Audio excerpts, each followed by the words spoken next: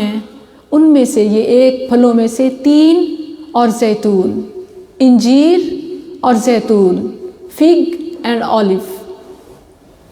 سبحان اللہ، اللہ سبحانہ و تعالی جب کسی چیز کی قسم اٹھاتا ہے تو کیوں اٹھاتا ہے؟ وہ چیز جو لوگ جانتے ہوں، معروف ہو۔ عرب میں یہ چیز بہت عام تھی اور آج بھی دنیا ان کی افادیت تسلیم کرتی ہے۔ یہ غذا بھی ہے اور یہ دوا بھی ہے۔ یہ ہماری بدقسمتی ہے، یہ ہمارا المیہ ہے کہ ہم دیکھیں سینکڑوں میں، ہزاروں میں، ہنڈریڈز لگا کر، تھاؤزنڈز لگا کر مختلف آئلز لے آتے ہیں، چاہے امیر ہے یا غریب ہے۔ سالن کس کے گھر میں بغیر تیل کے پکتا ہے نا؟ اور انفارچونیٹلی بہت زیادہ ڈلتا ہے، مطلب ایک ریکمینڈڈ ڈوز سے بھی زیادہ۔ بے شک جتنا بھی مہنگا ہو جائے، سٹینڈرڈ شاید تھوڑا کم ہو جائے، سستا آئل لے لیں گے، لیکن استعمال تو کرتے ہیں نا، اس کے بغیر سالن تو نہیں پکتا۔ اور دیکھیں کہ اللہ سبحانہ و تعالیٰ نے جتنی بھی ویجیٹیبلز بنائی ہیں، جتنے بھی فروٹس بنائے ہیں، ان سب میں آلریڈی آئل ہوتا ہے۔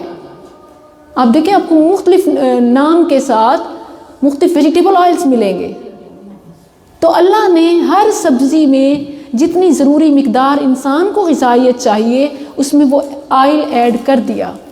اور ایکسٹرا آئل کے طور پر اضافی جو آئل مبارک ہے وہ زیتون ہے، زیتون کا تیل ہے۔ آج ایک چیز، اس سے بہت سارے سبق ہیں۔ پہلی آیت سے جو آپ اپنے مائنڈ میں، اپنے کچن میں سے جو چیز چینج کرنی ہے یا بٹھانی ہے اپنے مائنڈ میں کچن کے حوالے سے، وہ یہ کہ بہت زیادہ، میں ڈفرینٹ نام لوں تو ڈالڈا اور بہت سارے آئل جو ہمارے کچن میں ہیں، ان کی جگہ اگر آپ 4 چمچ ڈالڈا کے ڈالنے کے بجائے اگر آپ چند قطرے زیتون کے افورڈ کر لیں تو واللہ یہ نہ صرف آپ کو جسمانی طور پر بلکہ روحانی طور پر بھی فائدہ دے گا۔ تو یہ ضروری ہے کہ نہیں؟ اللہ سبحانہ و تعالیٰ نے زیتون کا ذکر قرآن میں کئی مقامات پر کیا، ان میں سے ایک یہ مقام ہے وَالتِّينِ وَالزَّيْتُونِ، اور اللہ سبحانہ و تعالیٰ نے زیتون کا ذکر اپنی پہچان کرواتے ہوئے کیا۔ سورہ نور میں اللہ نے کیسے فرمایا؟ اللہ نور السماوات والارض مثل نوره كمشكاة فيها مصباح المصباح في زجاجة الزجاجة كأنها كوكب درج يوقد من شجرة مباركة زيتونة لا شرقية ولا غربية يكاد زيتها يضيء ولو لم تمسسه نار نور على نور۔ اللہ سبحانہ و تعالیٰ نے اپنی پہچان میں ایک مبارک درخت کا ذکر کیا۔ وہ مبارک درخت زیتون کا درخت ہے کہ جو آگ لگائے بغیر روشن ہو جائے۔ یکاد زیتها یضیء ولو لم تمسسه نار۔ تو آپ غذا کے طور پر، دوا کے طور پر آلیو آئل ضرور استعمال کیا کریں۔ بے شک وہ ہزاروں لگا کر آپ جو آئل خرید رہی ہیں، گھر میں لا رہی ہیں، اس کی جگہ اگر آپ چینج کر سکیں آلیو آئل، تو یہ وہ جو ہم اتنے زیادہ ڈاکٹرز اور میڈیسن اور فارمیسی پہ جا کر خرچ کرتے ہیں، بہتر ہے، اس سے یہ 1000 گنا بہتر ہے۔ نبی کریم صلی اللہ علیہ وسلم نے زیتون کے تیل اور زیتون کے فروٹ کو ریکمینڈ کرتے ہوئے فرمایا کلوا الزیت، آلیوز کھاؤ، زیت کھاؤ۔ اور دیکھیں کہ اس میں کتنی ورائٹی ہے، گرین، بلیک اور ڈفرینٹ اسی طرح اس کے آئل کی بھی ڈفرینٹ کیٹیگریز ہوتی ہیں. اس میں سے جو کولڈ پریسڈ ہوتا ہے ایکسٹرا ورجن وہ اور زیادہ فائدہ کی افادیت رکھتا ہے، کیونکہ جتنا زیادہ بار پھر ان کو ریپیٹ کیا جاتا ہے، ہارڈ پریس کیا جاتا ہے، تو نیوٹریشن ویلیو کم ہو جاتی ہے. تو ایک تو ہمیں اپنی غذا کے طور پر، دوا کے طور پر اس کو استعمال کرنا ہے، اور پھر اللہ سبحانہ و تعالیٰ نے ان کی قسم اٹھائی. مفسرین نے ایک اور بڑی خوبصورت بات کی ہے، اور آپ کو بھی یہ بات سمجھ آئے گی اپنے علاقے کے بھی حساب سے. آپ دیکھیں کہ اگر فروٹس کے نام آ رہے ہوں تو آم کا نام آئے تو فوراً پنجاب اور ملتان ذہن میں آتا ہے. اللہ سبحانہ و تعالیٰ نے یہاں پر آگے ذکر کیا 4 قسمیں اٹھائی ہیں. پہلی 2 قسمیں جو ہیں وہ والتین والزیتون، انجیر اور زیتون کی. پھر اللہ سبحانہ، یہ فروٹس ہو گئے. اس کے بعد اللہ سبحانہ و تعالیٰ نے جو 2 قسمیں اٹھائیں وہ طور سینین، سینا ماؤنٹین جو ایجپٹ میں ہے، مصر میں ہے، وہ طور سینین، طور سینا، کوہ طور بھی کہتے ہیں، جبل طور بھی کہتے ہیں. سینا پہاڑ کی قسم اٹھائی اور پھر مکہ شہر کی قسم اٹھائی. اب دیکھیں یہ 4 اقسام ہیں. اللہ تعالیٰ 4 قسمیں اٹھا رہا ہے، اور 2 فروٹس کی، 2 مقامات کی، 2 پھلوں کی. مفسرین نے جمع کیا کہ یہ جو پھلوں کی قسمیں ہیں یہ بھی بیسیکلی ان شہروں کی قسمیں ہیں جو ان پھلوں کی وجہ سے مشہور ہے. یعنی ویسے تو ساری دنیا میں یہ پھل عام ہے، پایا جاتا ہے، لیکن جہاں کا خاص مشہور ہے وہ شام اور فلسطین ہے. اور یہ زیادہ وہاں ہائی کوالٹی میں، وہاں ایسے ہے کہ گھروں میں، گلیوں میں، سڑکوں پہ، ہر جگہ خود روح پیدا ہو جانے والے، خود بخود اگاتے ہیں بکثرت اور ہائی کوالٹی کے آم. تو اللہ سبحانہ و تعالیٰ نے ان شہروں کے، ان مقامات کے نام کے بجائے ان چیزوں کا ذکر کیا جن چیزوں کی وجہ سے وہ مشہور ہے.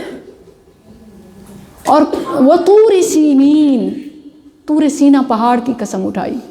وہ پہاڑ کس وجہ سے مشہور ہے؟ آپ بتائیے. طور سینا پہاڑ سے کیا ذہن میں آتا ہے؟ موسیٰ علیہ السلام سے اللہ سبحانہ و تعالیٰ نے کلام کیا طور سینا پہاڑ پر. یہ شرف، اور پھر یہ سارا علاقہ شام، فلسطین، مصر، یہ والتین والزیتون یہ مشہور ہے. اور اسی طرح فلسطین اور کس وجہ سے مشہور ہے؟ ایک تو ان فروٹس کی وجہ سے، اور بیت المقدس. یہ کون سا علاقہ ہے؟ یہ وہ علاقہ ہے جو مولد اور مسکن عیسیٰ علیہ السلام اور دیگر انبیاء کا ہے. دیگر انبیاء کی جائے پیدائش، بہت سارے انبیاء، عیسیٰ علیہ السلام بھی اور ان کے علاوہ بھی بہت سے انبیاء کا جو جائے ولادت ہے، مقام پیدائش ہے، وہ تین اور زیتون جہاں بکثرت پائے جاتے ہیں، سرزمین شام، سرزمین فلسطین. یہ انبیاء کا مولد ہے. مولد کہتے ہیں موضع الولادہ، ولادت کی جگہ. یہ علاقے انبیاء کے مولد ہیں، انبیاء کی جائے پیدائش ہیں. اور اسی طرح مسکن بھی انبیاء کے رہنے کی جگہ، جہاں انبیاء رہے، جہاں انہوں نے کام کیا، اللہ کا پیغام پھیلایا. اللہ سبحانہ و تعالیٰ نے ان چیزوں کی قسمیں کیوں اٹھائیں؟ اس کو کہتے ہیں جواب قسم. یعنی بات کیا ہے کہ جس کی خاطر ایک ہسٹری پر بات کی گئی، عیسیٰ علیہ السلام، دیگر انبیاء کی ہسٹری، اور پھر وہ علاقے جو اس تاریخ بن گئے. آج بھی دنیا میں جو مقامات بہت اہمیت رکھتے ہیں، فلسطین ان میں سے ایک ہے، طور سینا ایجپٹ مصر ان میں سے ایک ہے.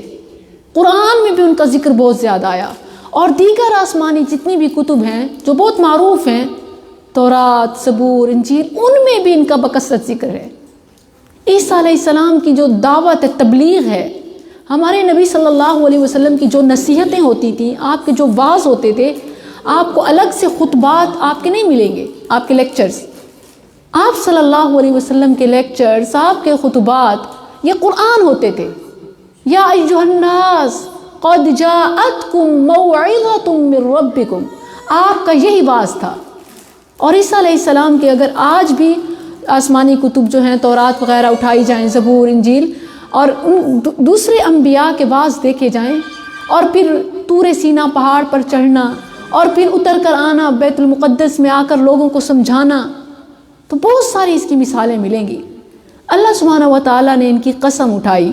اب والتین والزیتون، ایک تو معلوم ہوتا ہے کہ تین کی، انجیر کی بڑی افادیت ہے اور ہمیں اپنی غذا میں اس کو شامل کرنا چاہیے۔ ہم بے شک غربت کی جس بھی لکیر پہ زندگی گزار رہے ہوں، دیکھیں ہمارے گھر میں کئی بہت غیر ضروری چیزیں آ رہی ہوتی ہیں، ہم اللہ تللوں پہ خرچ کر رہے ہوتے ہیں، ہمیں ان سب کو کٹ کرنا ہے اور وہ قرآنک فوڈ اپنے گھر میں، اپنے آپ کچن تک لانی ہے، اپنی روٹین میں شامل کرنی ہے، کہ جو نہ صرف جسمانی بلکہ روحانی فائدے بھی دیتی ہے۔ غذا کا ہمارے نہ صرف جسم پر اثر ہوتا ہے، ہم جو کھاتے ہیں وہی نظر آتا ہے، بلکہ ہماری روح پر بھی اس کا اثر ہوتا ہے۔ پاکیزہ کھائیں گے تو جو بولیں گے وہ تھاٹس بھی پاکیزہ آئیں گی۔ یہ طیبات میں سے، بہت فائدہ دینے والی چیزوں میں سے، ایسے پھل کہ جو جمیع الاوصاف ہیں، بہت ساری خوبیوں کے حامل ہیں، جو غذا بھی ہیں، جو دوا بھی ہیں، انجیر ان میں سے ایک ہے۔ ریڈ بلڈ سیلز ہمارے، جس کا ہیموگلوبن کم ہے، ایچ بی جس کا کم ہے، خون کی کمی ہے، پلاہٹ کا شکار ہیں، وہ انجیر کو استعمال کریں۔ اور اسی طرح ایون جو وزن کنٹرول کرنا چاہتے ہیں، انہیں بھی نیوٹریشن چاہیے ہوتی ہے نا، کہ ایسی کرش ڈائٹ نہ ہو کہ پھر جسم میں مختلف چیزوں کی کمی ہو جائے، تو ان کے لیے بھی فائدہ مند ہے۔ پلس جو بہت ویک ہیں اور کچھ وزن بڑھانا چاہتے ہیں، جیسے کمزور بچے، اور اسی طرح حافظے کی جن کو کمزوری ہے، ان کے لیے بھی انجیر بہت فائدہ مند ہے۔ آپ زیادہ نہیں کھا سکتے، آپ ایک روزانہ، اور اس کا جو صحیح استعمال ہے وہ رات کو بھگو کے رکھنا اور صبح خالی پیٹ کھانا، اور اس کو اچھی طرح دھو کر اگر آپ سوک کریں گے واٹر میں تو پھر اس کا پانی بھی پئیں، اور پھر اس کو آپ دھونا ضروری ہے، آپ کو پتہ ہے جس طرح مل رہی ہوتی ہے، اور پھر ڈرائی فارم میں ظاہر ہے ہمارے پاس زیادہ اویلیبل ڈرائی فارم میں ہوتی ہے، تو اس کو بھگونے سے ایک تو اس کی نیوٹریشن اور وہ ساری نکل آتی ہے، اور پھر یہ کہ وہ ڈسٹ جو ہے وہ اتر ہو جاتی ہے۔ اس کو اچھی طرح گرم پانی سے دھوئیں اور پھر سوک کر کے رکھیں۔ 3 لیں تو بیسٹ، جو ریکمینڈڈ ڈوز ہے وہ 3 تعداد میں 3۔ اگر آپ کے ڈاکٹر آپ کو ریکمینڈ کریں، آپ بڑھا بھی سکتے ہیں، لیکن اگر آپ زیادہ نہیں بھی کھا سکتے تو 1 دانہ ضرور روزانہ۔ یہ آپ کے لیے نہ صرف آپ کی جسمانی صحت کے لیے بلکہ مینٹل ہیلتھ کے لیے بھی ضروری ہے۔ اللہ سبحانہ و تعالیٰ نے اس کی قسم اٹھائی، والتین، اور پھر والزیتون، آلیو آئل یا آلیوز۔ نبی صلی اللہ علیہ وسلم نے فرمایا کہ سرکہ اور یہ زیتون کا تیل یہ بہترین سالن ہے۔ ہم دیکھیں کہ سالن کے نام پر جو ملغوبہ کھاتے ہیں، کتنی چیزیں اس میں ڈال دیتے ہیں، حالانکہ ان میں سے ایک انگریڈینٹ اگر کوالٹی کا ہو، زیتون، وہی کافی ہے۔ ہم کتنے پیسے لگا کے، مطلب 200-300 تو منیمم ایک دال بھی بنائیں تو لگ جاتا ہے نا، تو اگر اس کی جگہ پر ہم وہی چند ڈراپس، سنت بھی ہے، رسول اللہ صلی اللہ علیہ وسلم زیتون کے تیل سے کھانا پسند کرتے تھے، روٹی صرف اسی کے ساتھ۔ اور دیکھیں جتنی سادہ اور اچھی غذا ہوگی اتنے آپ فٹ رہیں گے، صحت مند رہیں گے۔ پھر یہ دیکھیں ہم کتنی ساری چیزیں ڈال کے جو ایک ہم مشکل سالن بناتے ہیں، پھر بیماریاں کتنی لے جاتے ہیں، کھانے کے بعد طبیعت اور خراب۔ والتین والزیتون، اللہ سبحانہ و تعالیٰ نے ان کی فوائد کے پیش نظر کہ ان کی اتنی خوبیاں ہیں، ان کی قسم اٹھائی، اور اس لیے قسم اٹھائی کہ یہ جن علاقوں میں پائے جاتے ہیں ان کی بڑی قدیم ہسٹری ہے، تاریخ ہے، اور پھر اس لیے کہ یہ بہت کامن ہے، کل بھی بہت معروف تھے، آج بھی بہت معروف ہیں۔ والتین والزیتون۔ ایک اور مقام پر اللہ سبحانہ و تعالیٰ نے سورۃ الانعام میں، بلکہ سورۃ الانعام میں 2 بار زیتون کا ذکر آیا ہے، اور آپ کہیں نا رائل فوڈ میں سے، شاہی خوراک کے طور پر جن نعمتوں کو اللہ تعالیٰ نے باور کرایا کہ یہ میں نے تم پر احسان کیے، ان میں اللہ سبحانہ و تعالیٰ نے زیتون کا ذکر فرمایا۔ سورہ الانعام میں 2 مقام پر فرمایا، اللہ الذی، ایک مقام پر اللہ الذی کے ساتھ، اور دوسرے پر وہو الذی کے ساتھ، اپنا تعارف بھی اور نعمت کا احسان بھی۔ وہ نعمتیں کون کون سی ہیں؟ جس کا اللہ نے احسان یاد دلایا. وَهُوَ الَّذِي أَنشَأَ جَنَّاتٍ مَّعْرُوشَاتٍ وَغَيْرَ مَعْرُوشَاتٍ وَالنَّخْلَ وَالزَّرْعَ مُخْتَلِفًا أُكُلُهُ وَالزَّيْتُونَ وَالرُّمَّانَ مُتَشَابِهًا وَغَيْرَ مُتَشَابِهٍ كُلُوا مِن ثَمَرِهِ إِذَا أَثْمَرَ وَيَنْعِهِ. اللہ سبحانہ و تعالیٰ نے فرمایا کہ تمہارے لیے وہ اللہ تو وہ ذات ہے جس نے باغات بنائے، باغات پیدا کیے، معروشات وغیر معروشات، کچھ ہیں جو بیلیں جن کی چڑھی ہوئی ہیں، کچھ بغیر بیلوں کے ہیں، والنخل کھجور کے درخت، والزرع اور کھیتیاں، والزیتون اور زیتون، والرمان اور انار، متشابہا وغیر متشابہ، کچھ اور ان سے ملتے جلتے اور کچھ بالکل مختلف. اور اس میں کیا ہے؟ نصیحت ہے، فکر ہے. ہمارے رب نے صرف ہمیں ہی بہترین فارم میں، بیسٹ اسٹریچر میں نہیں بنایا، بلکہ ہمارے لیے جو رزق دیا وہ بھی طیبات دیا. اللہ نے رزق بھی طیبات دیا. اب یہاں اللہ نے 4 جو قسمیں اٹھائیں، والتین والزیتون وطور سینین وہذا البلد الامین، اس امن والے شہر. اور امن 2 لحاظ سے، ایک تو خود پرامن شہر ہے، پیسفل سٹی. دنیا میں آج بھی جو کرائم فری سٹی کنسیڈر کیا جاتا ہے وہ مکہ اور مدینہ ہے. وہ امریکہ نہیں ہے، وہ یورپ میں نہیں ہے کہ کوئی سٹی یورپ کا. کتنی ٹیکنالوجی ہے، کتنا سب کچھ ہے، اس کے باوجود بھی دنیا میں اللہ نے اسے فرما دیا وَهَذَا الْبَلَدِ الْأَمِينَ، تا قیامت وہ پرامن شہر ہے. حتیٰ کہ جاہلیت کے دور میں، پتھر کے زمانے میں، جب عرب ایک دوسرے کے خون کے پیاسے تھے، تب بھی ان کا یہ اصول تھا کہ کوئی باپ کا قاتل بھی اگر مکہ میں مل جائے تو اسے وہاں کچھ نہیں کہنا. وَهَذَا الْبَلَدِ الْأَمِينَ، امن والا شہر کہ جو آ گیا وہ امن میں آ گیا، پرامن شہر ہے، اس کا باسی، اس کا رہنے والا امن میں آ جائے گا. اور کیسے نہ ہو جس کی دعا سیدنا ابراہیم علیہ السلام نے کی. سورہ بقرہ میں ابراہیم علیہ السلام کی جو دعا ہے مکہ کے لیے، تو اس میں کیا لفظ ہے؟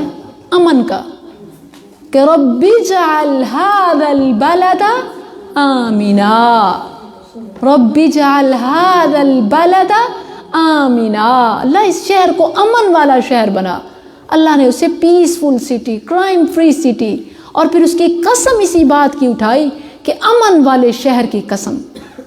اس مکہ کی بھی ہسٹری ہے، اور پھر کعبہ کی جو ایک تعمیر ہے، اور پھر کعبہ کی تعمیر سیدنا ابراہیم علیہ السلام کے ہاتھوں، اور پھر اس کے بعد نبی کریم صلی اللہ علیہ وسلم کی اس شہر میں جتنی آپ کی قربانیاں تھیں، جتنے کام تھے، اس تمام کی طرف یہ جو قسم ہے وہ ساری تاریخ ذہن میں آ جاتی ہے.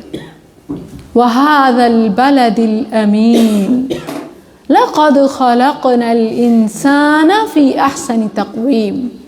کچھ مفسرین نے یہ جواب قسم کیا فرمایا کہ والتین، قسم ہے تین کی، قسم ہے زیتون کی، خواہ ان 2 پھلوں کی قسم ہو یا جن علاقوں میں یہ بکثرت پائے جاتے ہیں، سرزمین شام، فلسطین، خواہ اس قسم کی طرف اشارہ ہو. وطور سینین، خواہ سینا ماؤنٹین کی ہو، جبل طور کی ہو، جبل موسیٰ کی ہو، اس کی قسم ہو یا اس علاقے کی. وَهَذَا الْبَلَدِ الْأَمِينَ، اور امن والے شہر مکہ کی قسم. اتنی بڑی بڑی قسمیں، معروف چیزوں کی اور بہت ہی مقدس مقامات کی قسم اٹھانے کے بعد بات کیا ہے، پیغام کیا ہے؟ لَقَدْ خَلَقْنَا الْإِنسَانَ فِي أَحْسَنِ تَقْوِيمٍ. انسان کو اللہ نے احسن تقویم بنایا. میرا اور آپ کا تعارف ہے ہم کوئی عام مخلوق نہیں ہے. احسن تقویم، بیسٹ اسٹیچر، بیسٹ فارم میں، بیسٹ ساخت میں، آئیڈیل پرفیکٹ کوئی مخلوق ڈیزائن کی گئی ہے تو وہ الانسان ہے. الانسان یہ کوئی خاص انسان نہیں بلکہ اسم جنس. جو انسان ہے وہ خاص ہے. انسان کوئی کم نہیں ہے، انسان کوئی نیچ نہیں ہے. ذات پات جو ہے یہ لوگوں کی نیچ سوچ ہے، لو مینٹلٹی ہے. اللہ کے ہاں اس انسان کا مقام بڑا بلند ہے. جہاں میری اور آپ کے تعارف کی بات ہوتی ہے تو اپنی پہچان پہچانیں، کیونکہ من عرف نفسہ فقد عرف ربہ. جس نے اپنے آپ کو پہچان لیا اس نے گویا رب کو پہچان لیا. ذات کی پہچان سے وفی انفسکم افلا تبصرون، وفی خلقکم، تمہاری تخلیق میں رب کی پہچان ہے. اپنے آپ میں جھانکو. جس نے اپنے آپ کو پہچان لیا اس نے رب کو پہچان لیا. اسی لیے اللہ نے یہ شاہکار بنایا. اور شاہکار کیسے نہ ہو، یہ تو وہ ہے مخلوق کہ جس کے بارے میں اللہ نے فرمایا خلقتہ بیدی، انسان کو میں نے اپنے ہاتھوں سے بنایا. اس سے بڑی فضیلت کیا ہوگی؟ ہم اپنی زندگی کن کاموں میں گزار رہے ہیں؟ سورہ 3 کا یہی میسیج ہے. اب جس کی طرف بات آگے بڑھ رہی ہے، کیا آپ نے کیا سمجھ لی ہے کہ یہ لائف ایسے ہی ہے، بیکار ہے، فضول میں، ہمارا اس دنیا میں کوئی مقصد نہیں ہے، میرے رہنے کا کوئی فائدہ نہیں ہے، میری زندگی بے مقصد ہے؟ ہرگز نہیں. بہت پرپز فل، بہت ویلیویبل ہیں آپ، اور آپ کی زندگی کا مقصد بھی بڑا ایک خاص مقصد ہے. ایسے ہی اللہ نے کسی عام چیز کو، اللہ کیسے وہ چیز عام کیسے رہ سکتی جس کو اللہ اپنے ہاتھوں سے بنائے؟ اور دیکھیں کسی اور مخلوق کے لیے یہ لفظ نہیں آیا کہ میں نے اسے اپنے ہاتھوں سے بنایا، مگر جب انسان کا ذکر آیا تو حوالہ جواب کیا آیا؟ خلقتہ بیدی، میں نے اسے اپنے دونوں ہاتھوں سے بنایا. صرف ہاتھوں سے بنایا ہی نہیں بلکہ وَنَفَخْتُ فِيهِ مِن رُوحِي.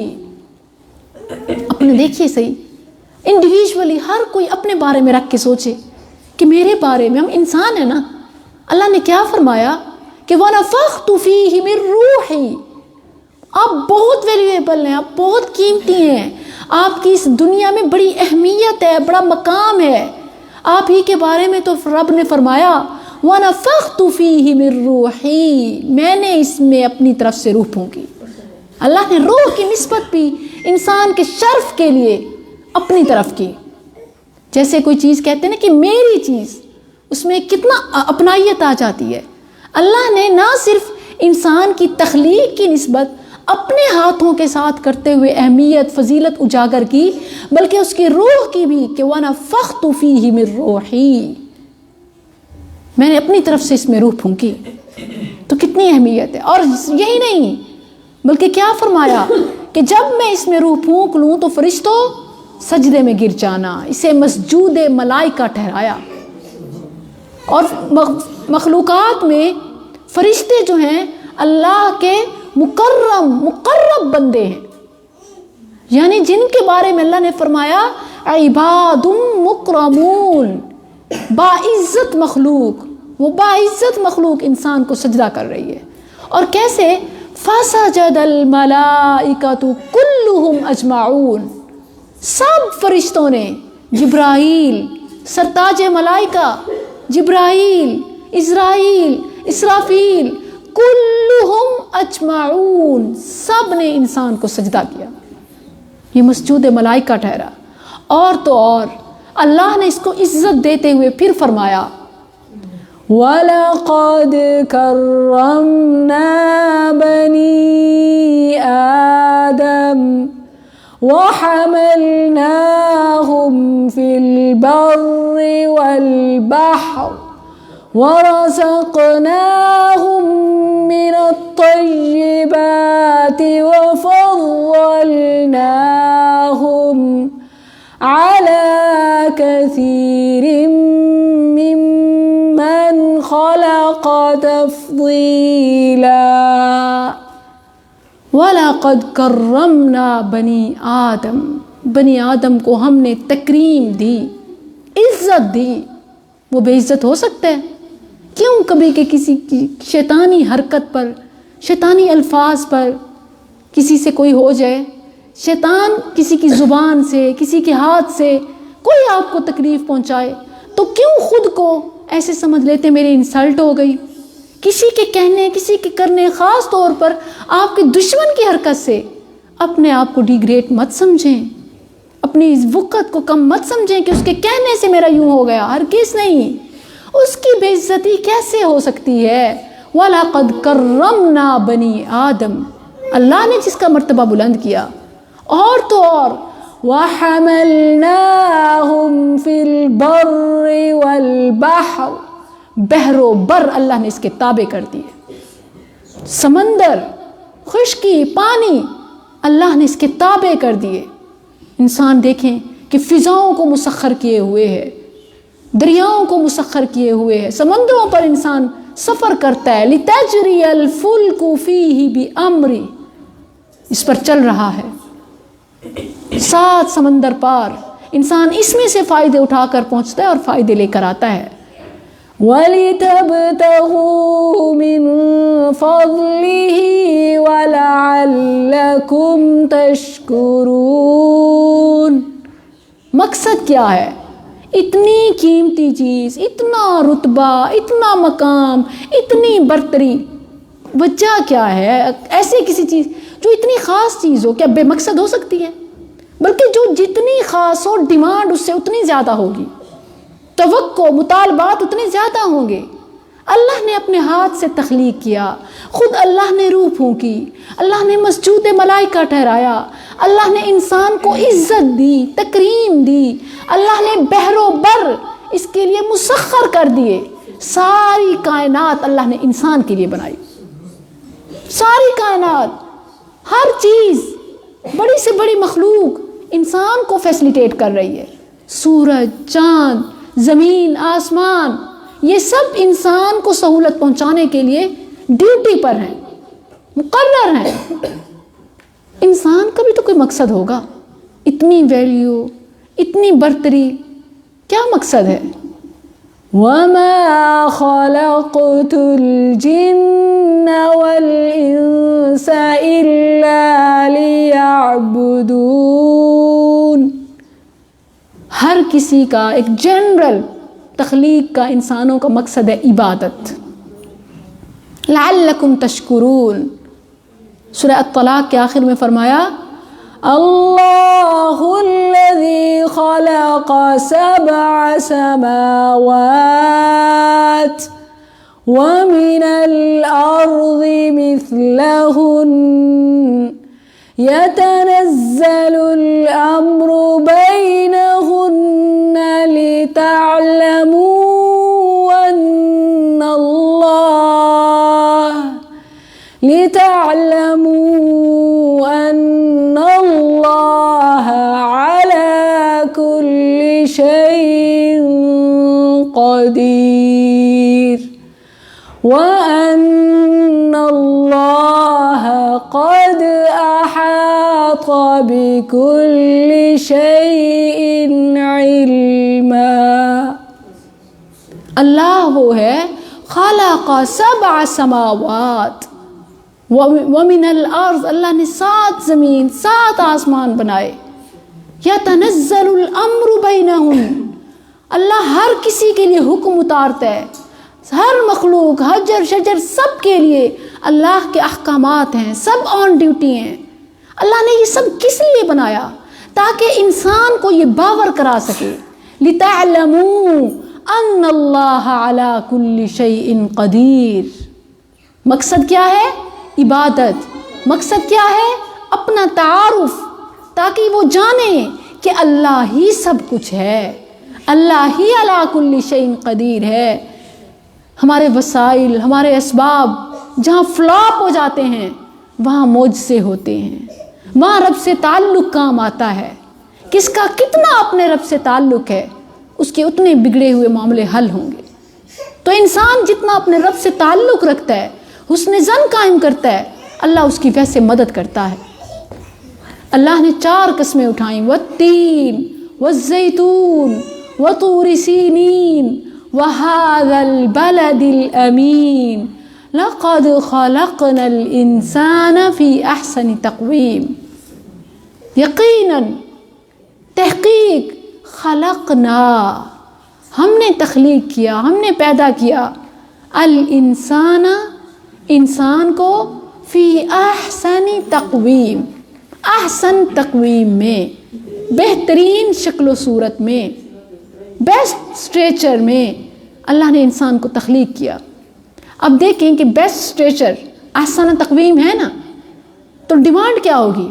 احسن عمل کی ڈیمانڈ ہوگی نا، بہترین عمل کی ڈیمانڈ ہوگی نا. بہتر جو اللہ نے بنایا شکل و صورت میں، اللہ نے فارم میں، ساخت میں احسن تقویم بنایا.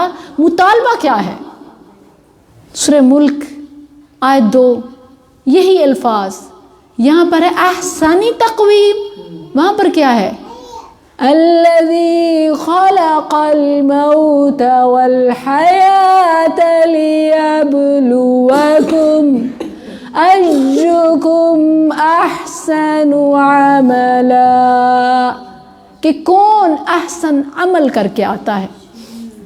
احسن تقویم سے، فی احسن تقویم سے مطالبہ کیا ہے؟ احسن عمل، بہترین عمل، اچھا بننا، اچھا بننا. یہ سورۃ التین کا جو میسیج ہے نا، کہ ہر انسان اپنے آپ میں اچھا انسان بننے کی کوشش کرے. اللہ نے بہترین فارم میں بنایا ہی اسی لیے کہ وہ اچھا بنے، اچھا بن کے آئے، احسن عمل لے کے آئے. اور ایک حدیث آپ کو سناؤں گی، رسول اللہ صلی اللہ علیہ وسلم کا یہ فرمان آج اس محفل سے تحفہ سمجھ کر لیجئے.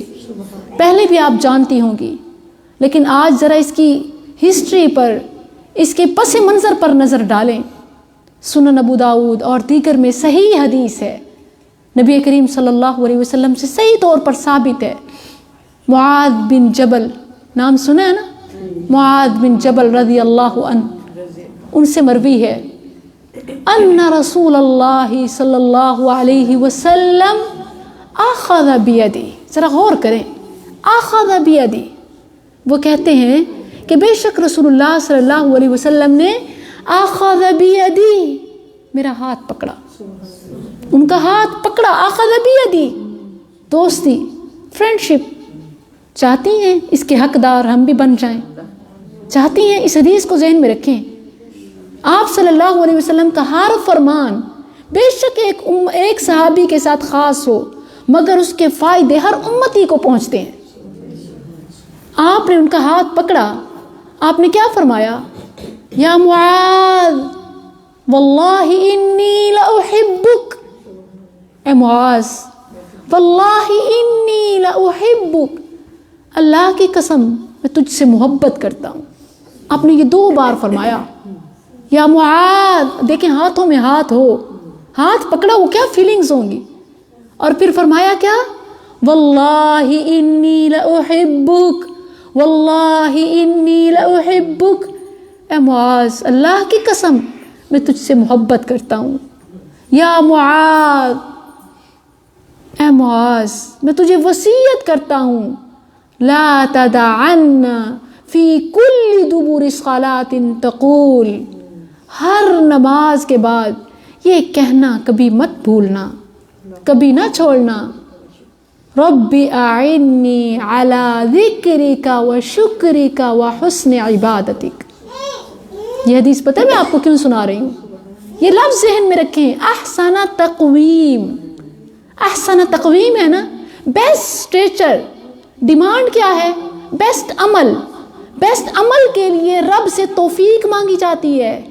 رسول اللہ صلی اللہ علیہ وسلم معاذ بن جبل کا ہاتھ پکڑے ہوئے، ان رسول اللہ صلی اللہ علیہ وسلم اخذ بیدی وقال یا معاذ واللہ انی لاحبک، واللہ انی لاحبک، اللہ کی قسم میں تجھ سے محبت کرتا ہوں. اے معاذ میں تجھے وصیت کرتا ہوں، لا تدعن فی کل صلاۃ دبر کل صلاۃ تقول اللہم اعنی. ایک روایت میں ہے اللہم کے ساتھ اور دوسری میں ربی کے ساتھ، اللہم اعنی علی ذکرک و شکرک و حسن عبادتک، کہ اللہ میں تجھ سے تیرا شکر ادا کرنے، تو نے مجھے احسن تقویم بنایا نا، شکر ادا کرنے، ذکر ادا کرنے اور اللہ اچھا عمل کرنے کی توفیق مانگتا ہوں۔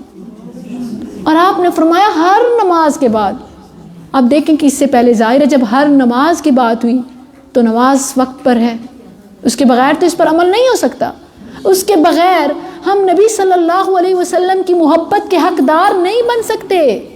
جو آپ نے فرمایا واللہ انی لأحبک، تو یہ کوالٹیز تو اپنائیں نا، نماز وقت پر پڑھیں، اور پھر نماز پڑھتے ہی دوپٹہ پھینکا اور سلام پھیرتے ہی دوڑ دوسری چیزوں کی طرف، ایسا نہ ہو، بلکہ بیٹھ کر جو ذکر و اذکار ہے ان کی ترتیب کیا ہے؟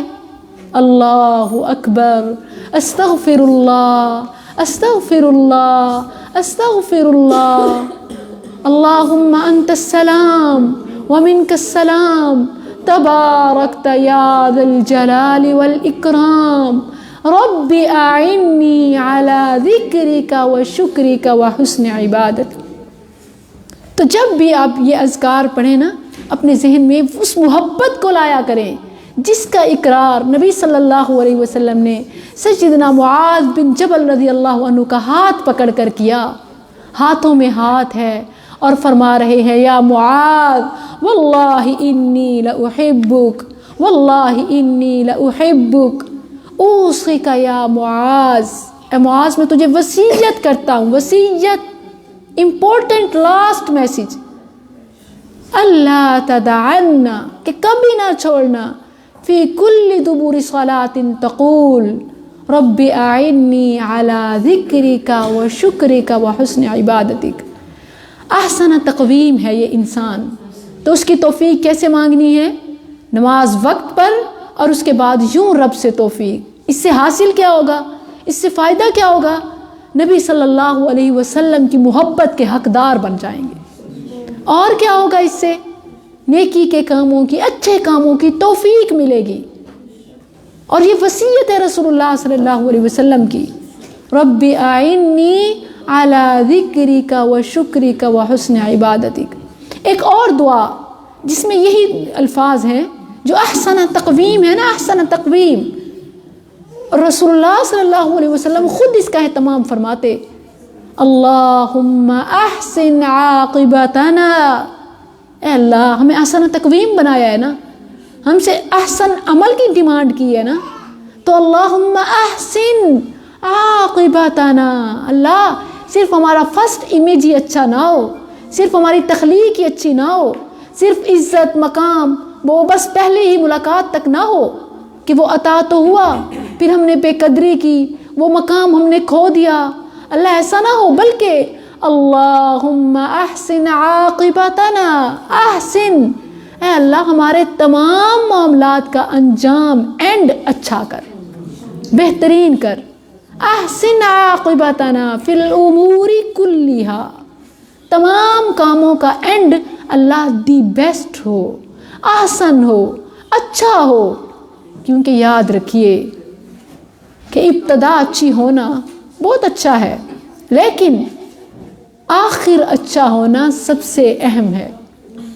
آخر اچھا ہو جائے، خاتمہ بالخیر ہو جائے تو زندگی بھر کی غفلتوں کا مداوع ہو سکتا ہے، لیکن اگر خاتمہ بالخیر نہیں ہے اور نعوذ باللہ وہ کفر پر ہو گیا، وہ شرک پر ہو گیا، وہ بدعت پر ہو گیا، جیسا کہ آپ دیکھیے کہ یہ مہینہ حرمت والے مہینوں میں سے ہے، لیکن سب سے زیادہ خرافات بدعات اسی مہینے میں ہیں۔ حرمت والے مہینے کی بے حرمتی ہوتی ہے، اور وہ بھی بڑی شان و شوکت سے ہوتی ہے۔ لوگ جیسے ہی مہینہ شروع ہوتا ہے طرح طرح کے وظائف فضائل انہوں نے اپنائے ہوئے ہیں جن کا شریعت میں کوئی وجود نہیں ہے، کوئی حوالہ نہیں ہے۔ آپ دیکھیں، ابھی میں نے آپ کو 2 تسبیحات بتائی ہیں، آپ کو میں نے ریفرنس بتایا، ان کی فضیلت بتائی۔ کسی بھی چیز کی، کسی بھی عمل کی فضیلت تب ہو سکتی ہے جب نبی کریم صلی اللہ علیہ وسلم نے بیان کی ہو۔ وہ عمل فضیلت والا وہ عمل اجر والا کیسے ہو سکتا ہے جسے نبی صلی اللہ علیہ وسلم نے نہ بتایا نہ کیا؟ لوگوں کو کہا جاتا ہے، ایک روایت مشہور کی جاتی ہے کہ جیسے ہی رجب کا چاند نظر آئے تو دعا پڑھیں، اللہم بارک لنا فی رجب و شعبان و بلغنا رمضان۔ یاد رکھیں کہ جہاں تک تو ہے دعا کی بات، شریعت میں اس کی تلقین ہے، اور دعا نہ مانگنا تکبر اور کفر ہے، لیکن یہ سمجھنا کہ یہ الفاظ نبی صلی اللہ علیہ وسلم کے ہیں، یہ دعا مسنون ہے، یہ غلط ہے۔ نبی صلی اللہ علیہ وسلم سے یہ ثابت نہیں ہے۔ اور دیکھیں، میں نے تو حیران ہوتی ہوں کہ جس حدیث کی کتاب میں یہ حدیث مینشن ہے اس کا حوالہ اسکرین شاٹ شیئر کیے جا رہے ہوتے ہیں، دھڑا دھڑ شیئر، لائکس، کمنٹس۔ یہ نہیں دیکھا جاتا کہ اس محدث نے اس حدیث کو ذکر کرنے کے بعد فرمایا کیا ہے، اس کا حکم کیا بتایا ہے۔ امام بخاری اس حدیث کے حوالے سے کہتے ہیں کہ اس میں جو راوی ہے وہ منکر الحدیث ہے، اور دیگر امام مختلف اقوال ہیں، امام نسائی نے بھی یہی کہا ہے، اور ایک اور امام کہتے ہیں لا یحتج بھی، اس کو دلیل نہ بنائے۔ جہاں تک دعا مانگنا ہے تو اسلاف کا یہ عمل تھا کہ وہ 6 ماہ رمضان سے پہلے، 6 ماہ پہلے رمضان کے لیے پلاننگز کرتے، 6 ماہ پہلے، 6 ماہ رمضان کے لیے پلاننگ میں گزارتے، اللہ سے دعاؤں میں گزارتے کہ اللہ میں نیک کام کی توفیق دے، رب اعنی علی ذکرک و شکرک و حسن عبادتک، اور پھر 6 ماہ اگلے جو بعد میں رمضان کے ہوتے وہ اس دعا میں گزارتے کہ اللہ جو رمضان میں عمل کیے وہ تو قبول کر لے۔ یہ خلاصہ ضرور ہے، لیکن اس طرح کوئی بات نبی کریم صلی اللہ علیہ وسلم سے جوڑ دینا، منسوب کر دینا جو آپ سے ثابت ہی نہ ہو، یہ بہتان ہے، یہ بدترین جھوٹ ہے۔ ایک اس چیز کا خیال رکھیں کہ ہر سنی سنائی بات حدیث نہیں ہوتی، ہر سنی سنائی بات فضیلت والی نہیں ہوتی، شریعت والی نہیں ہوتی۔ اسی طرح اس ماہ میں بہت زیادہ روزے رکھے جاتے ہیں اور سمجھا جاتا ہے کہ یہ رمضان میں زیادہ فائدہ ہے۔ یہ حرمت والا ضرور ہے مہینہ، 4 حرمت والے مہینوں میں سے کون کون سے ہیں 4 حرمت والے مہینے؟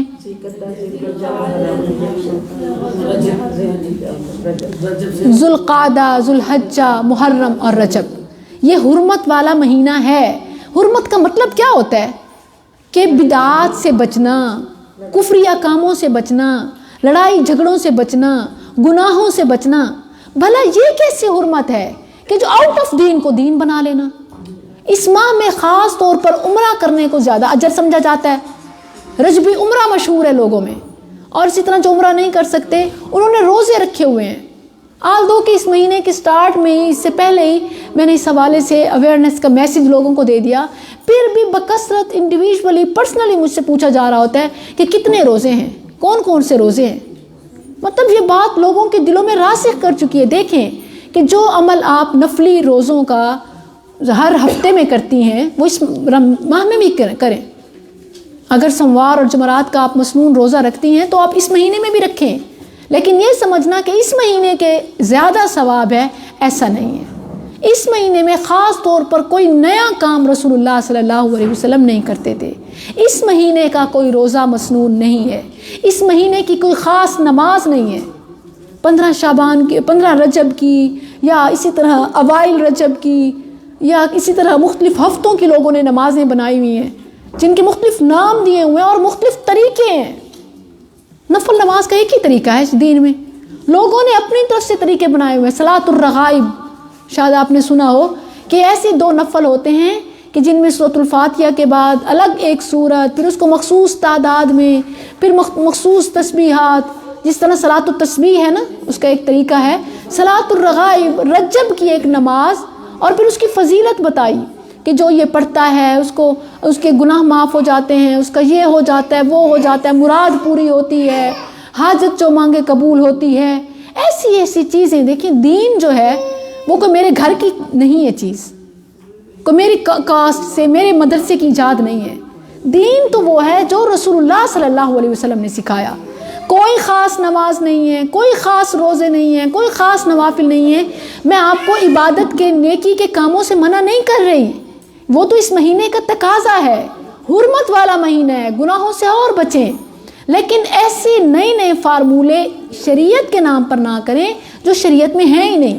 اس کو بدعت کہتے ہیں, اسی کو بے حرمتی کہتے ہیں کہ حرمت والے مہینے کی بے حرمتی اور بے ادبی. کوئی خاص عمل رجب کا نہیں ہے. اور اس حوالے سے آپ مزید بھی دیکھ سکتے ہیں کہ رجب کے کونڈے کتنے مشہور ہیں, اور سب سے بدترین.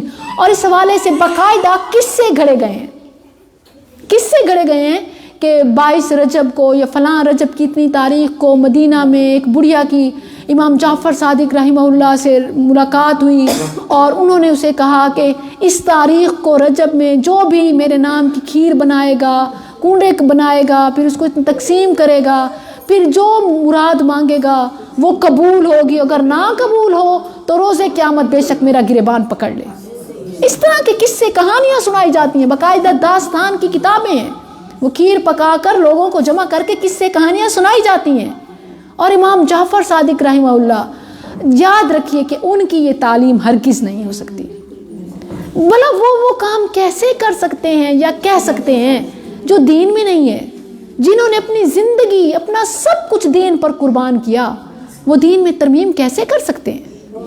تو یہ ان کی بھی توہین ہے, یہ ان کی بھی ادبی ہے, یہی ان کی گستاخی ہے. اور سمجھتے کیا ہیں؟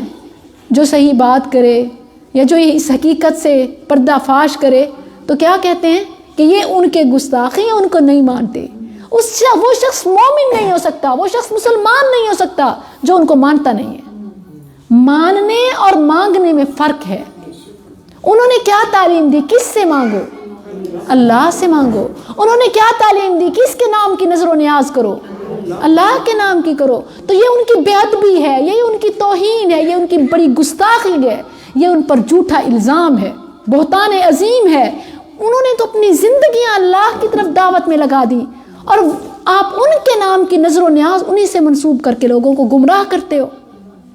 یہ ان کی تعلیم ہرگز نہیں ہے. وہ تو اللہ کی طرف بلاتے رہے اور انہی کے نام سے آپ, یہ نظر نیاز یہ کس کا حق ہے؟ اللہ کا حق ہے. اللہ نے انسان کو احسن تقویم بنایا. کیا کسی امام, کسی نبی, کسی ولی کی عبادت کے لیے یا اپنی عبادت کے لیے؟ اپنی عبادت کے لیے جب بنایا. الا لیعبدون, احسن تقویم, بیسٹ ٹریچر, مسجود ملائکہ, اپنے ہاتھوں سے تخلیق, روح پھونکنا, اتنے مقام بحر و بر کو مسخر کیا. کسی امام, کسی نبی, کسی ولی, اس کی اولاد, ان کے گدی نشینوں کی پوجا پاٹ کے لیے نہیں, اپنی عبادت کے لیے. اس بات کو سمجھیے, یہ اس مہینے کا تقاضا ہے اور یہ سورہ 3 کا میسج ہے. یہی احسن تقویم ہے. اس کے بغیر جو ہے وہ اسفل سافلین ہونا ہے. اگر کوئی اس کے بغیر, اس کے علاوہ راستے کی طرف جائے گا تو اللہ نے فرمایا we return him to the lowest of the low.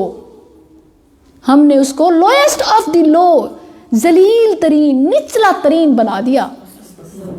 احسن تقویم مطالبہ کیا ہے؟ احسن عمل لے کے آؤ. احسن عمل نہیں ہوگا, وہ عمل احسن نہیں ہو سکتا جو اللہ کا حق کسی کو دیا جائے, بے شک وہ نبی ہی کیوں نہ ہو, بے شک وہ ولی ہی کیوں نہ ہو.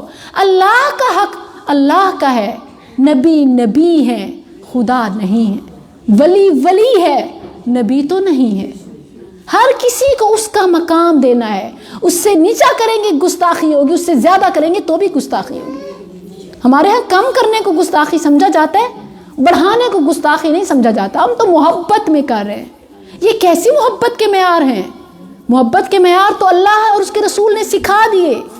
نبی صلی اللہ علیہ وسلم اللہ کی قسم اٹھا کر فرما رہے ہیں, یا معاذ واللہ انی لأحبک, اوصیک یا معاذ لا تدعن فی کل دبر صلاة تقول رب اعنی علی ذکرک و شکرک و حسن عبادتک. ربی, محبت میری تجھ سے ہم اقرار کر رہے ہیں, لیکن عبادت دعا کس سے؟ ربی, اللہم, اے اللہ. تو یہ ہے احسن تقویم کی معراج. احسن تقویم کی معراج کس میں ہے؟ کہ وہ صرف خالق کے آگے جھکے. مخلوق میں سے کسی کے آگے جھکنا اپنی تذلیل ہے. اللہ نے فرما دیا ثم رددناہ اسفل سافلین. یہ کہ میں اپنے طرف سے ترجمانی نہیں کر رہی, آپ اس کا ترجمہ دیکھ لیجئے. اس کے علاوہ جتنے راستے ہیں وہ خود اپنے آپ کو ذلیل کرنا ہے. Lowest of the love we return ہم. اللہ نے اس کی نسبت بھی اپنی طرف کی کہ جو اس قدر ظلم پہ اتر آتا ہے، رب کا حق کسی اور کو دیتا ہے تو اللہ اس سے احسن تقویم کی معراج، اس سے پوسٹ لے کر اسے کیا بنا دیتا ہے؟ وی ریٹرن ہم لوئسٹ آف دی لو، اسفل سافلین، نچلا ترین، ذلیل ترین، کم ترین بنا دیتا ہے. اصل میں جو بھی کسی امام کے نام پر یہ کام کرتے ہیں، اس سے بڑی اس امام کی بھی بے ادبی اور کوئی نہیں ہے، کیونکہ اماموں کی، ولیوں کی یہ تعلیم نہیں تھی. وہ اللہ کی طرف جوڑتے رہے، اسی مقصد کے لیے انہوں نے اپنا سب کچھ لگا دیا. اور گمراہ کرنے والے، پتہ یہ گمراہیاں یہ نیک لوگوں کی نسبت لگا کر لوگوں کو گمراہ کرتے ہیں. اصل میں اس کے پیچھے رافضیوں کی سازش ہے. اس مہینے میں شہادت معاویہ رضی اللہ عنہ ہوئی. معاویہ رضی اللہ عنہ کا اپنا مقام ہے. نبی کریم صلی اللہ علیہ وسلم نے ان کے لیے، ان کے درجے کے لیے، ان کے مقام کے لیے اتنی بشارتیں دی.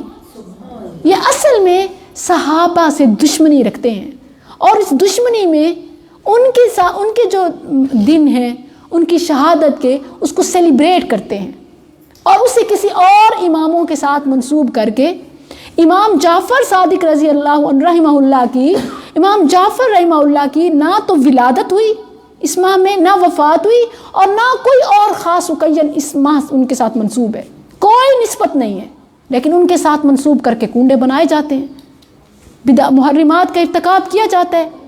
یہ ان کی بھی توہین ہے، اور یہ محرمات، حرمت والے مہینے کی بھی دھجیاں اڑانا ہے. کتنا یہ مظلوم مہینہ بنا دیا ہم نے، حرمت والے مہینے کی بے حرمتی، اور یوں احسن تقویم سے اسفل سافلین بن گئے. ثم رددناہ اسفل سافلین. اتنی وارننگ جب آئی، اللہ کتنا کریم ہے کہ اس نے پھر بھی بچنے کے لیے امید دی. الا الذین آمنوا وعملوا الصالحات. سب احسن تقویم میں اسفل سافلین نہیں بن جائیں گے، بلکہ وہ لوگ اپنی اس معراج پر قائم رہیں گے جنہوں نے اس بات کا خیال رکھا، آمنوا وعملوا الصالحات. احسن تقویم سے احسن عمل ریکوائرڈ تھا. جنہوں نے اس کی لاج رکھی تو وہ گویا احسن تقویم کا شرف ان کے پاس باقی رہا. الا الذین آمنوا، سوائے ان لوگوں کے جو ایمان لائے. ایمان لانے کا دعویٰ تو کرتے ہیں، مگر وعاملوا الصالحات، عمل صالح بھی ہونا چاہیے. اور وہ عمل صالح ہو نہیں سکتا جو دین کے خلاف ہو. بے شک وہ دین کے نام پر کیا جائے، بے شک آپ روزے رکھیں، نوافل رکھیں، نیازیں بانٹیں، لیکن اگر آپ سنت سے ہٹ کر رہے ہیں تو وہ بدعت ہوگا، اس پر اجر کیسے ہوگا؟ فَلَهُمْ أَجْرٌ غَيْرُ مَمْنُونَ. ایمان اور عمل صالح والوں کے لیے تو اللہ نے فرمایا کہ اجر غیر ممنون، نہ ختم ہونے والا اجر، ان انٹرپٹڈ ریوارڈ. ایک اور مقام پر جیسے آتا ہے عطاء غیر مجذوذ، یعنی غیر منقطوع، نہ قطع ہونے والا، نہ ختم ہونے والا سلسلہ عطاؤں کا. تو اللہ نے جو احسن تقویم، معراج دی، مقام دیا، اس کی بحالی، اس کی مینٹیننس کس میں ہے؟ ایمان اور عمل صالح میں. وہ عمل صالح نہیں ہو سکتا جو سنت میں نہ ہو. سنت سے ہٹ کر جتنے بھی طریقے ہیں تو وہ سب، وہ اجر بھی ختم، وہ کوشش بھی ضائع، وہ قبول ہی نہیں ہے، بلکہ الٹا وہ صالحات تو نہیں، سیئات ضرور ٹھہرتے ہیں. صالحات کا اپوزٹ سیئات ہے. تو جب آپ صالحات کے نام پر دین سے ہٹ کے کوئی کام کریں گے تو وہ صالحات نہیں کنسیڈر ہوں گے، بلکہ وہ سیئات کنسیڈر ہوں گے. تو وہ پھر احسن تقویم سے اسفل سافلین بننا ہے. ہم نے اپنی معراج کو قائم رکھنا ہے. ہماری معراج احسن تقویم ہے. ہم سے مطلوب احسن عمل ہے. احسن عمل کیا ہوتا ہے؟ جو سنت سے ثابت ہو، جو پیارے نبی صلی اللہ علیہ وسلم کا عمل ہو. لقد کان لکم فی رسول اللہ اسوۃ حسنہ. رسول اللہ صلی اللہ علیہ وسلم کی محبت اور احسن عمل کی توفیق مانگنے کے لیے نمازوں کو اوقات پر پڑھنے کے بعد، نماز کے بعد بھی اللہ کی یاد، کیسے دعا مانگنی ہے، رب اعنی علی ذکرک و شکرک و حسن عبادتک اقول قولی ھذا استغفر اللہ لی ولکم وسائر المسلمین۔ اجر ختم ہونے والا جو ہے فما یکذبک بعد بالدین، کہ پھر کون جھٹلائے گا، اس سب کے بعد کچھ بچ جاتا ہے، اتنی نصیحتوں کے بعد فما یکذبک، پھر کون یکذبک ہے نبی تجھے جھٹلائے گا اس کے بعد بھی جزا سزا کے معاملے میں۔ الیس اللہ باحکم الحاکمین، احکم الحاکمین نے بہترین فیصلہ کر دیا، یہ فیصلہ ہو چکا ہے۔ اللہ بہترین کیا حاکم نہیں ہے؟ آپ دیکھیں کہ جو بے شک رب کا ہی انکار کرنے والا ہو، دنیا میں کوئی اسٹیٹ، کوئی کنٹری، کوئی نیشن ایسی نہیں ہے جو یہ کہے کہ اچھے کو ریوارڈ اور برے کو پنشمنٹ نہ ملے۔ تو جو بیسٹ رولر ہے، جو بیسٹ جج ہے اللہ، کیا اس کے ہاں جزا سزا کا انتظام نہیں ہوگا؟ ہے۔ اچھا، اس آیت کے بعد میں آپ کو ایک حدیث کی بھی تحقیق ضرور دینا چاہوں گی، آپ سب نے یقیناً سنی ہوگی اور شاید آپ پڑھتی بھی ہوں، بلا وَأَنَا عَلَى ذَلِكَ مِنَ الشَّاهِدِينَ، یا جمع کے صیغے کے ساتھ بلا وَنَحْنُ عَلَى ذَلِكَ مِنَ الشَّاهِدِينَ، یہ جو پڑھی جاتی ہے یہ جامع ترمذی میں مروی ہے۔ امام ترمذی رحمہ اللہ اور دیگر نے بھی اسے نقل کیا ہے، اور یہ حدیث مروی کس سے ہے؟ ابو ہریرہ رضی اللہ عنہ سے۔ لیکن ابو ہریرہ رضی اللہ عنہ سے جو صحابی یا جو اعرابی نقل کرتا ہے، اس کا نام سلسلہ احادیث میں اسناد میں مینشن نہیں ہے، اور کسی راوی کا نام مینشن نہ ہونا یہ حدیث کے ضعف پر دلالت کرتا ہے، یعنی پتہ ہی نہیں ہے کس نے کہا، تو اس کا کوئی حوالہ نہیں ہے، یعنی ایسے ہی کسی نے نقل کیا ابو ہریرہ رضی اللہ عنہ سے اور انہوں نے نبی صلی اللہ علیہ وسلم سے، اب وہ کون ہے، وہ کس نے بیان کیا؟ اسی لیے امام ترمذی نے اس کو نقل کرنے کے بعد فرمایا کہ یہ ضعیف ہے، کیونکہ جو اس کا راوی ہے وہ اس کا نام مینشن نہیں ہے، اس کا نام ثابت معلوم نہیں ہے۔ تو لہٰذا ویسے ہی اگر آپ یہ سوال ہے چونکہ الیس اللہ باحکم الحاکمین، تو اگر آپ اس کا گواہی دینا چاہیں، اقرار کرنا چاہیں کر سکتے ہیں، لیکن اس بات کو اگین رسول اللہ صلی اللہ علیہ وسلم سے جوڑنا یہ صحیح نہیں ہوگا، کیونکہ یہ اس کے بارے میں ضعف ہے، خود محدث نے نقل کرنے کے بعد فرما دیا۔ تو آپ یوں جب پڑھا رہی ہوتی ہیں، سمجھا رہی ہوتی ہیں کسی کو ترجمہ تفسیر کلاس میں، تو باقاعدہ زور دیا جاتا ہے اور سب مل کے پڑھ رہے ہوتے ہیں بلا ونحن علی ذلک من الشاہدین، اس طرح نہ کیا کریں، کیونکہ ایسا مسنون نہیں ہے۔ البتہ یہ سوال ہے الیس اللہ باحکم الحاکمین، کیا اللہ احکم الحاکمین نہیں ہے؟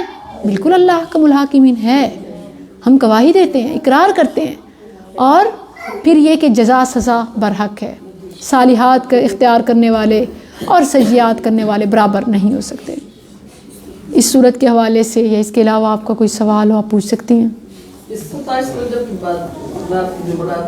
یہ بڑا اہم سوال ہے، بالکل رجب کے حوالے سے 27 رجب کو کیا کہا جاتا ہے؟ شب معراج۔ معراج کی فضیلت بالکل ہے، وہ ثابت ہے، اللہ نے خود فضیلت بیان کی، سبحان الذی اسری بعبدہ لیلا من المسجد الحرام الی المسجد الاقصی، یہ فضیلت ثابت ہے۔ سب سے پہلے ابو بکر رضی اللہ عنہ نے اس کی تصدیق کی، ان کا نام ہی صدیق ٹھہر گیا، ٹھیک ہے، یہ تو قرآن کی آیت ہے، اس کا تو کوئی انکار ہی نہیں ہے۔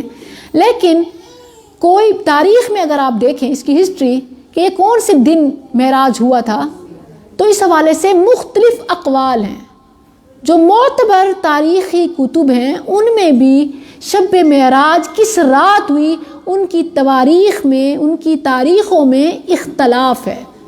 یہ 100% کوئی مورخ، کوئی مفسر شور نہیں ہے، وہ اس پر یقین نہیں کرتا کہ فلاں رات ہوئی، ایگزیکٹ یہ رات کنفرم نہیں ہے۔ تو یہ کہنا کہ 27 رجب شب معراج ہے یہ جھوٹ ہے، کیونکہ یہ کنفرم ہی نہیں ہے۔ اچھا جب یہ کنفرم ہی نہیں ہے تو پھر عبادت یہیں ختم ہو جاتی ہے نا، ایک جواب۔ دوسری بات، سپوز اگر مان لیا جائے کہ 27 رجب ہو سکتی ہے شب معراج، تو یہ بتائیے کہ رسول اللہ صلی اللہ علیہ وسلم جب شب معراج، جس رات آپ کا معراج ہوا، وہ رات، اس کے بعد رسول اللہ صلی اللہ علیہ وسلم کتنے سال ہمارے درمیان صحابہ کے موجود رہے، حیات رہے، کتنے سال؟ کیا کبھی آپ نے یہ رپیٹ کیا؟ یعنی اس معراج کی رات کی یاد میں نوافل، قیام، جاگنا، نیکیاں کو اضافی کچھ کیا؟ کوئی اہم بات، کوئی اہتمام، ایسا کوئی بھی ثابت نہیں، کچھ بھی ثابت نہیں ہے۔ آپ کو رسول اللہ صلی اللہ علیہ وسلم کی زندگی میں یہ رات ملے گی بالکل ان نون، کوئی غیر معروف، کوئی خاص، ایون دیکھیں اگر تو منائی جاتی تو ضرور اس کا ایک ہوتا کہ فلاں رات مناتے تھے، اور پھر صحابہ میں سے کسی ایک سے بھی معراج کی یاد میں، شب معراج کی یاد میں، اس کے اہتمام میں کچھ بھی منقول نہیں ہے۔ ایک بات، جیسے 3 روزے رکھتے ہیں 13، 14، 15 کے ویسے۔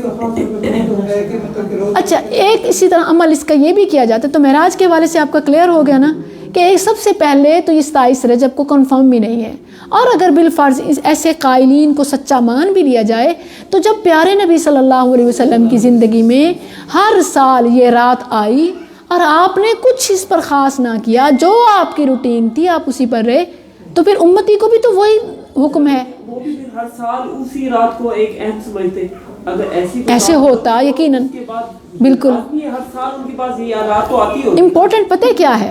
وہ نائٹ امپورٹنٹ نہیں ہے، امپورٹنٹ ہے اس نائٹ سے میسج جو دیا گیا، اور وہ کتنی احادیث میں ہمیں ملتا ہے کہ فلاں معراج کی رات میں آپ کو دکھایا گیا فلاں فلاں لوگوں کو جو جہنم میں مختلف عذاب میں مبتلا تھے۔ اس میسج پر غور نہیں کیا جاتا، اس رات کو سمجھ، اصل میں ہم شارٹ کٹ کے پیچھے بھاگ رہے ہیں، یعنی بس ایک رات عبادت کر لیں اور بخشش مل جائے، پورے سال کی بخشش ہو جائے۔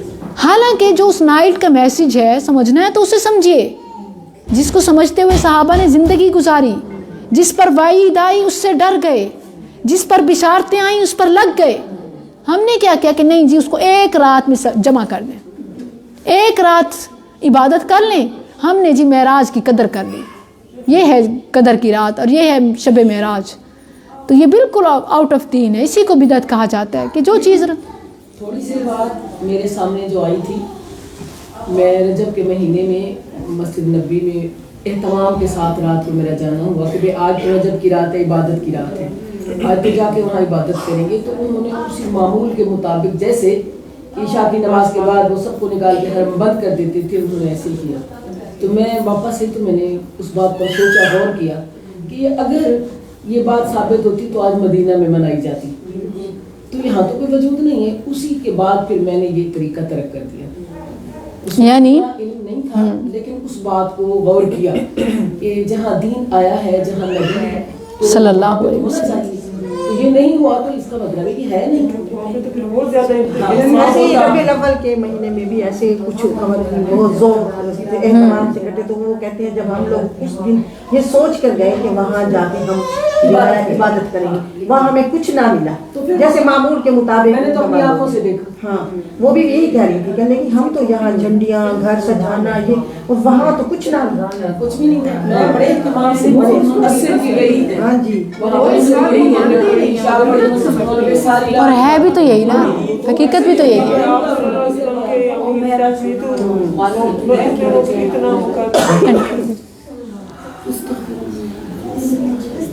اللہ میں سمجھ رہی